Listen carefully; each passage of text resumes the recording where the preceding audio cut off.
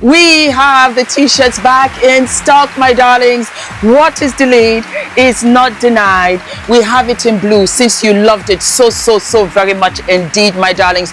You better go ahead and get your t-shirt before it sells out, because I just might go ahead and do a yellow t-shirt for you and an orange t-shirt. You have to bear in mind, Baby Girl is a small brand. We are self-funding here, so I can only do so much. But yes, the t-shirt is back and I am living and loving. I also have a surprise for you. Yes. You asked and I said, why not? We have brought the black t-shirt back. What is delayed is not denied. Are we living and loving?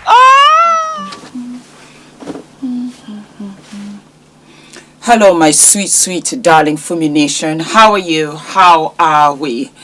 Baby, we are still on the Nolan Wells case. And before I start, I woke up at about 3:45 this morning. I just couldn't sleep anymore. And I was thinking to myself that Nolan is very strong. His spirit is very strong. He is shouting out, and he's giving us everything, because I have never seen a case like this, never ever. And it occurred to me, because I just started crying, it occurred to me, what about all these other cases that we don't know about, that completely fell under paperwork, completely fell into the wrong hands, and it was swept away, and there was no justice for the family. Nolan Wells' case is speaking for all of those cases. I truly believe. As many of you know, because many of you came from that case, Shanquella Robinson, I learned a lot about autopsies, about toxicology reports from the Shanquella Robinson case, for the simple reason that there was an autopsy held in Mexico when she passed away, before her father went to pick up her body and bring her home, where she was given another autopsy. And what stood out for me was, once the body goes through a first autopsy, the body is compromised for any other autopsies afterwards. And that always stuck in my head. And I said, Fumi, just for you to know, any time that somebody wants to do an autopsy on someone you love and you're not sure, you have to go to the negotiating table, where that procedure, you are briefed of everything, because in many ways you might not get the result you're looking for in a private autopsy.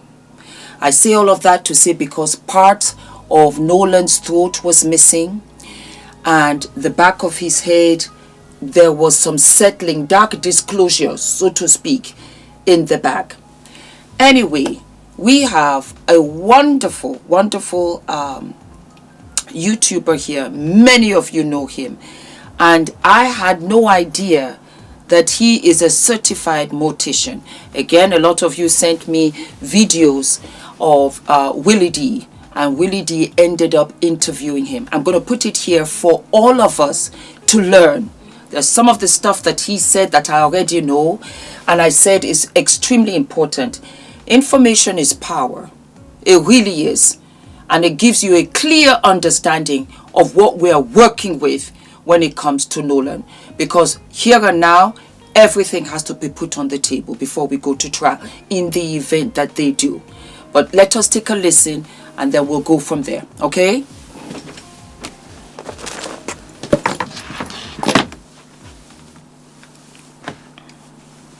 The mysterious death of Nolan Wells continues to generate intense public scrutiny. In recent weeks, questions have shifted from the circumstances surrounding his death to the handling of the body. Joining me today is comedian, funeral director, and mortuary expert, Sugar King. What's good? Hey, he is.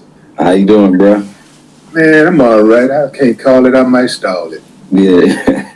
How you doing, man? How you doing? Bro, I'm good, man. I'm good. I'm just here to make some clarifications, bro. I'm glad you Right. hit me up, man. Absolutely, man. And you got a unique perspective here, man. You bring a very unique perspective to the table. As a Yeah. licensed funeral director, what was your first reaction when you heard about how the body was handled? All I heard was that the first thing I heard that when they received the body for the second autopsy in DC, that the body was face down. I don't know if there's any truth to that or anything like that, but that's a disturbing thing to hear. I don't know if that was done purposely, you know, if he was flown to DC or whatever the case may be. Things can happen, you know, en route. So we don't know, but that was kind of you know, that was strange. But when it was understood that the people who are, or the medical examiner that was receiving the body of Nolan Wells for the second examination, when they were saying that they did not have all of his body parts, that was like, okay, that raised the eyebrow to me, because never in my professional history, you know, as a mortician, have I ever received a body post autopsy and they didn't have, you know, all the body parts. The proceedings, what the protocol is this: if a person in the state, usually most states, the rule is if you pass away from a gunshot wound or a car accident, you automatically have to get an autopsy. What if the family don't want one? Well, the family then the family does have the say so to say, you know, we don't want one, or whatever the case may be, and they can kind of veto it. They can kind of, you know, they I have seen certain circumstances like that, but under most circumstances, it's like, because of, you know, like, let's say if a person passes away from a car accident, or they've been in a car accident and the person ends up deceased. For insurance purposes, you start thinking about these big insurance companies. The companies want to know, did this person actually pass away from this car accident, or did something happen? They could have passed away from a heart attack that could have taken their lives, and that could have caused the car accident. You never know. If they don't do the autopsy, they say, okay, it was a car accident, but there's a bullet hole in the driver door. So this person could have been shot, and them being shot led to the car accident.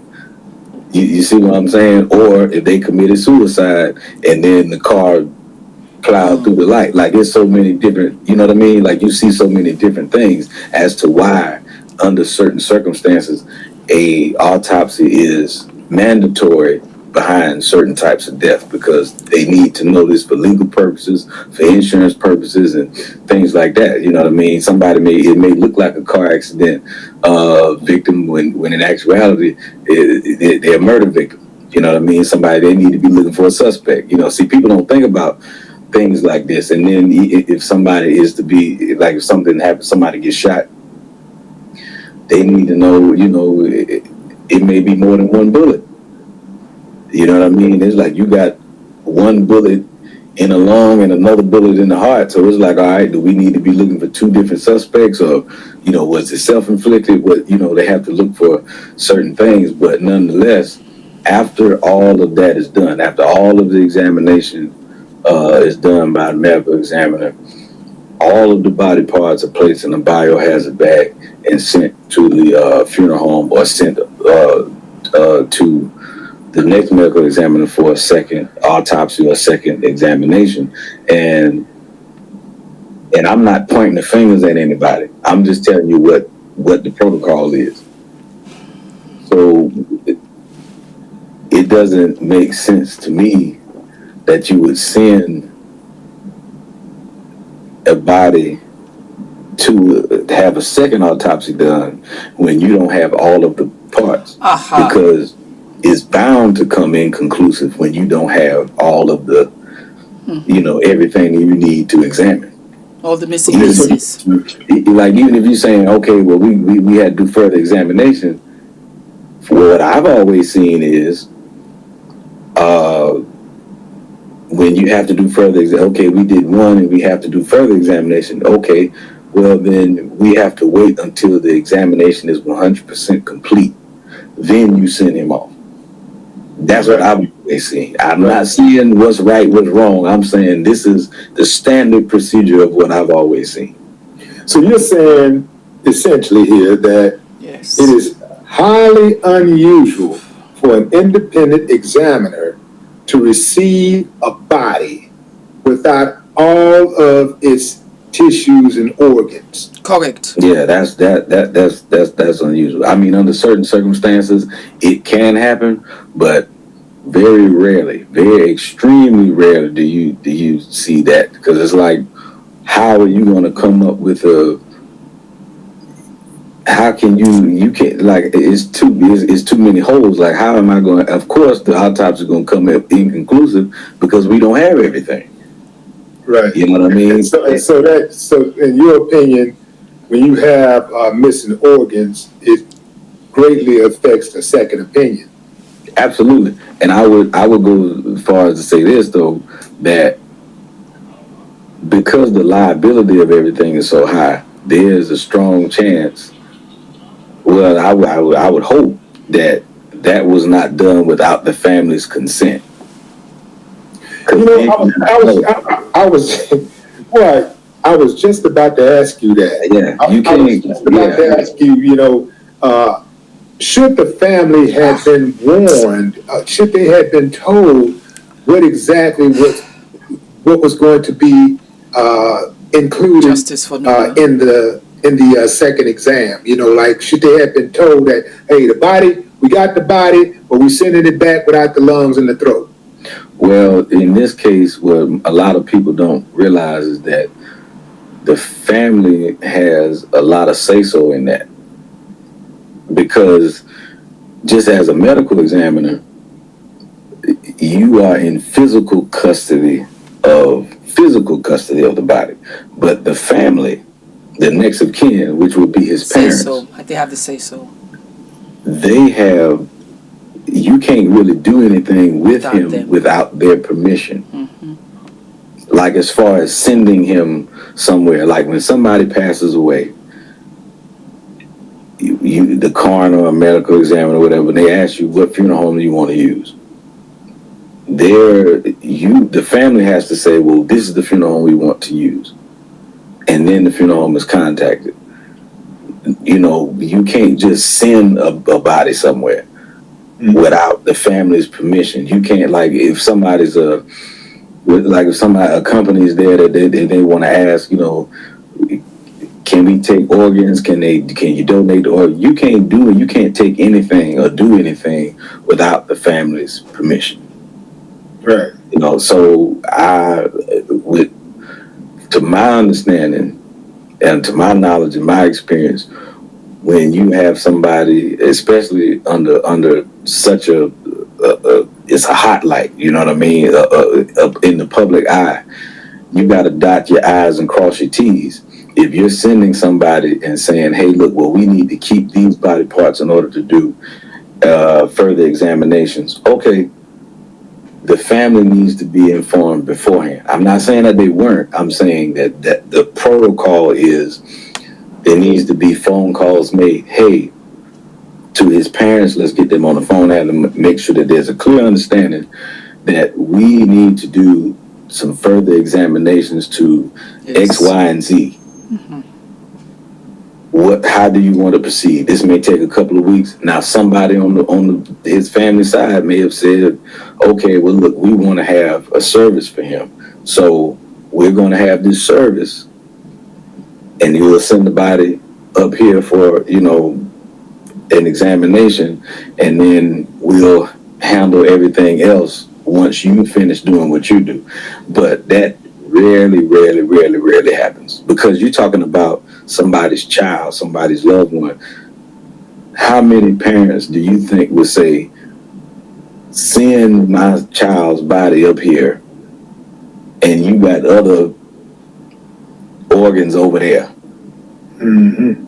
With there already being suspicious of thinking the reason they're having a second examination is because they don't trust the people down there in the first place. Right. So I mean, like, I don't know what was, who gave permission to do what. I'm just saying that as far as right now, it's kind of out of protocol. Like, this is real weird. And I'm not saying anybody did anything. I'm not saying, because as far as we know, anything could have happened. Yeah. Maybe nobody did anything. Maybe there wasn't a fight. Maybe there was an aneurysm. Maybe somebody. Hell no! Somebody did something, man. But see, look, it's something. Look, I'm not saying somebody did or did not. I'm saying somebody did something. Yeah. Get to the bottom of it. I got a 2-part question. Let's say you was the detective on the case, and you had to interview the original coroner and the medical examiner. What questions would you ask each? I would ask him if did they examine any of the muscle tissue. I know one of the items that they supposedly kept was the throat.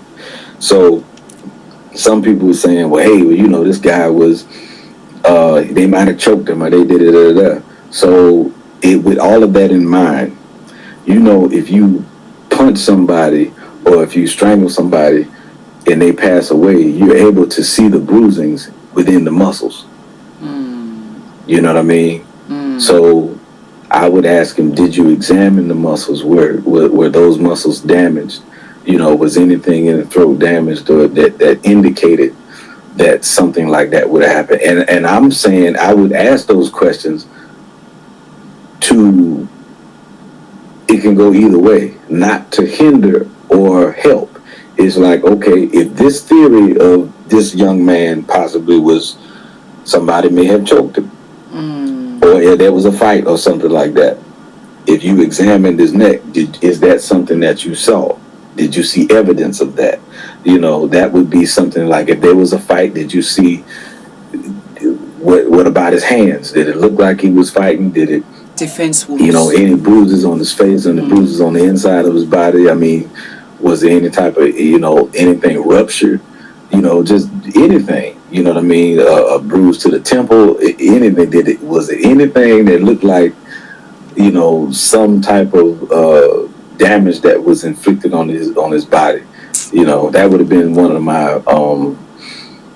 of the first things. Oh, and the outside too. You know what I mean? Was a chipped tooth? Was any skin under the nails? Did it look like it was any type of anything that any sign of any type of struggle at all? That would have been the first question. 100%. And what about to the medical examiner? Same thing.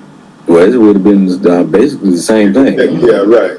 Okay. Same thing. Like, I mean, to the first and second, like, did you see any sign of any type of struggle? If you have, because if somebody passes away from drowning, let's just say drowned, was it water in the lungs when you found them? Because really now in the trial, you got to start dispelling theories. Yep. Because if somebody said, well, he may have fell over the boat and drowned, we heard that, right? So if there was no water in his lungs, that means he didn't drown. He couldn't have drowned if there's no water in his lungs. Do you think it's possible for the family to still get the answers they're looking for under these circumstances? Nope. Body's compromised. It is possible, yeah, but I don't know. Nope. You're trying to keep a clear head, but it just seems like everybody's trying to CMA. You know what I mean? And to me, what drew the public suspicion was people started, making their social medias private, including one of the boys' mamas, you know what I'm saying, who was a judge, and everybody went and got lawyers. Me, the last thing on my mind would have been a lawyer. If my friend is missing, something happened to my friend, I ain't going to get no lawyer. And that's just me. That's how I feel about it, so I saw some content creator, flew down there to talk to one of the guys or whatever, for whatever reason, and I kind of thought that was weird. I wondered why he didn't, speak to the parents of Nolan Wells. You know what I mean? Like, talk to his parents, and maybe he tried. I don't know, but I'm just saying. It just seems it does seem weird, But I personally am trying to kind of hold out a little bit of hope, like, let's just see what happens, but I don't know, but it is possible that you still can get, an actual authentic truth out of, to say what happened. It's possible.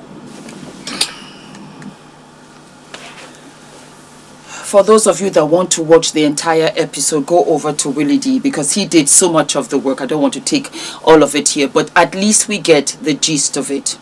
So what do we have? There will be evidence, 110% bruising to the muscle. You'll see that.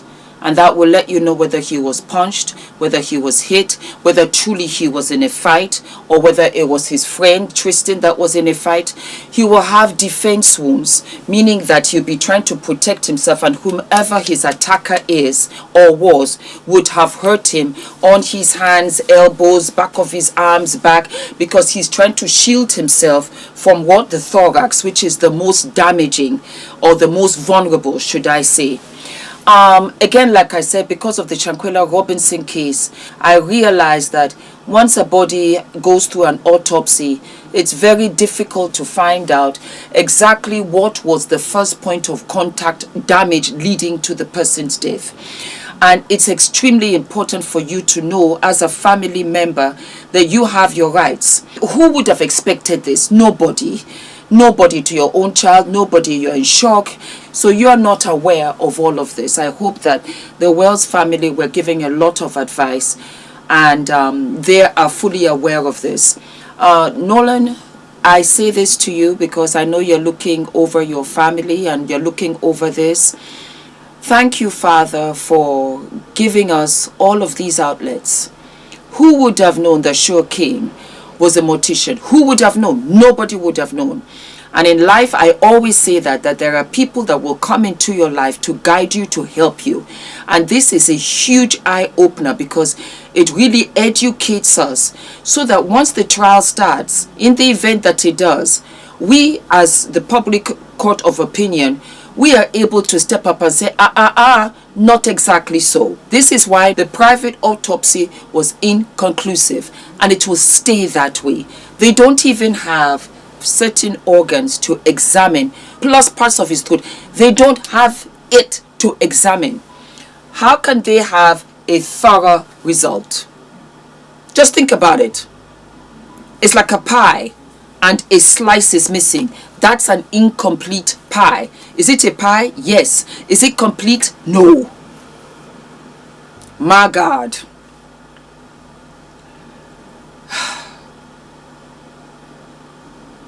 I'm just going to get speechless, and I'm going to be on top of it.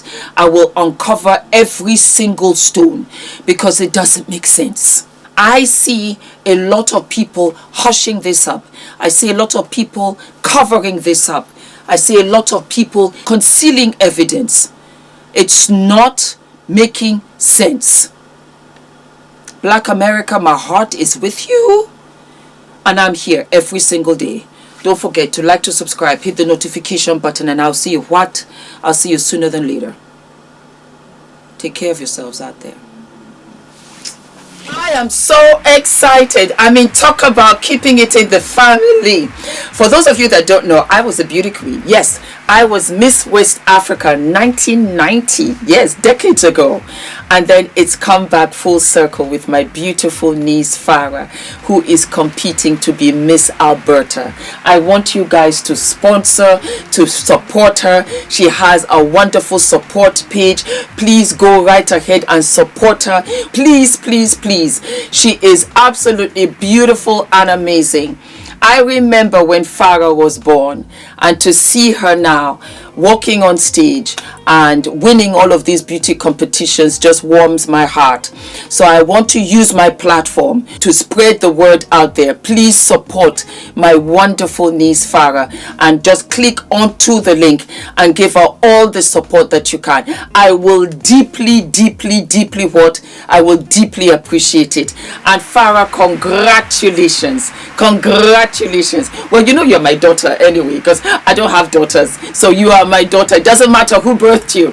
You're my daughter. And I am so, so proud of you. Fumi Nation, this is the first. Yes, my darlings. The next generation doing wonderful and amazing things.